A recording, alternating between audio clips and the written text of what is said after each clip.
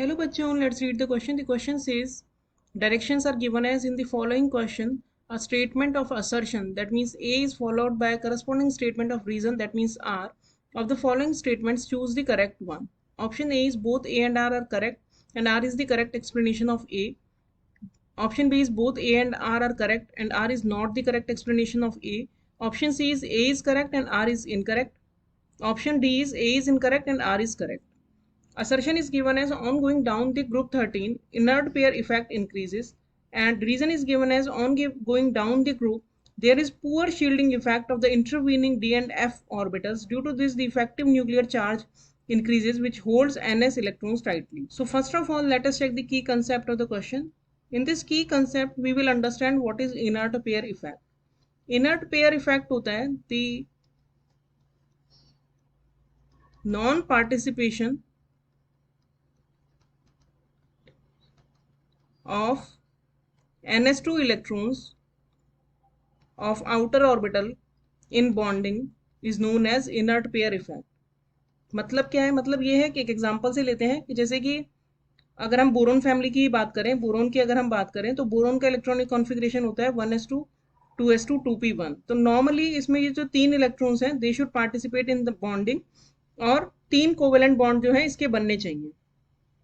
लेकिन समटाइम्स क्या होता है कि जो दो इलेक्ट्रॉन्स हैं s2 में they will not participate in bonding और ओनली एक ही बॉन्ड बनाएंगे जो बोरोन फैमिली के और मेंबर्स हैं. तो यानी कि कुल मिला के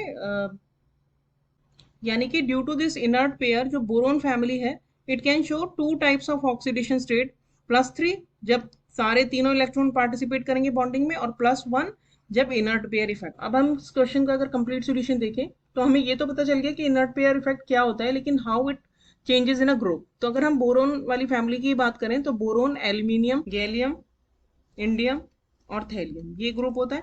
तो इस ग्रुप में जब ऊपर से नीचे जाते हैं तो क्या होता है, डी एंड एफ इलेक्ट्रॉन्स बढ़ते चले जा रहे हैं क्योंकि जैसे जैसे हम नीचे जाएंगे वैसे ही जो D and F orbitals add होना शुरू हो जाते हैं. तो डी एंड एफ इलेक्ट्रॉन्स क्या करते हैं, क्योंकि ये बहुत बड़े होते हैं साइज में, they are bigger in size, काफी डिफ्यूज होते हैं. तो जितना ये शील्डिंग करना चाहिए था, शील्डिंग क्या होता है कि जब हम कोई भी इलेक्ट्रॉन है, इस पे ये वाला इलेक्ट्रॉन है सपोज, तो इस इलेक्ट्रॉन में दो तरह के वो ये जो सेंटर में है ये न्यूक्लियस है.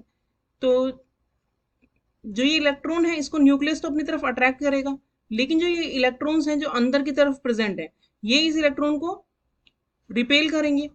तो जितना न्यूक्लियर चार्ज होना चाहिए था इस इलेक्ट्रॉन के ऊपर उतना नहीं होता है, तो उसे हम बोलते हैं जो कमी हो जाती है, जिसकी वजह से जो न्यूक्लियर चार्ज बच जाता है उस न्यूक्लियर चार्ज को हम बोलते हैं इफेक्टिव न्यूक्लियर चार्ज.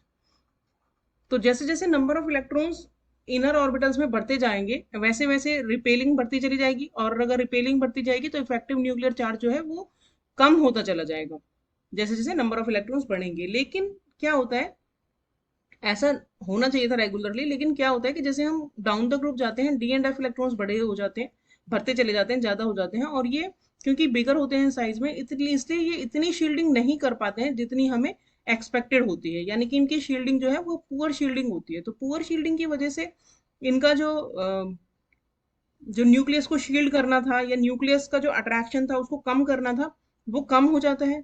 कम अगर वो न्यूक्लियस को शील्ड कर रहे हैं तो क्या होगा, इफेक्टिव न्यूक्लियर चार्ज जो है वो बजाय कम होने के बढ़ जाएगा.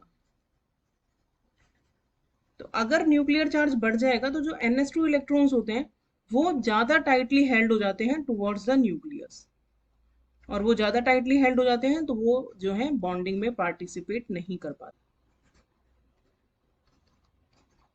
तो they do not participate in bonding.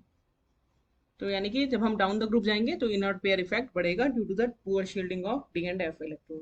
तो यानी कि हमारा असर्शन भी करेक्ट हो गया और रीजन भी करेक्ट हो गया. तो हमारा करेक्ट ऑप्शन हो गया option A, because reason is the correct explanation of assertion.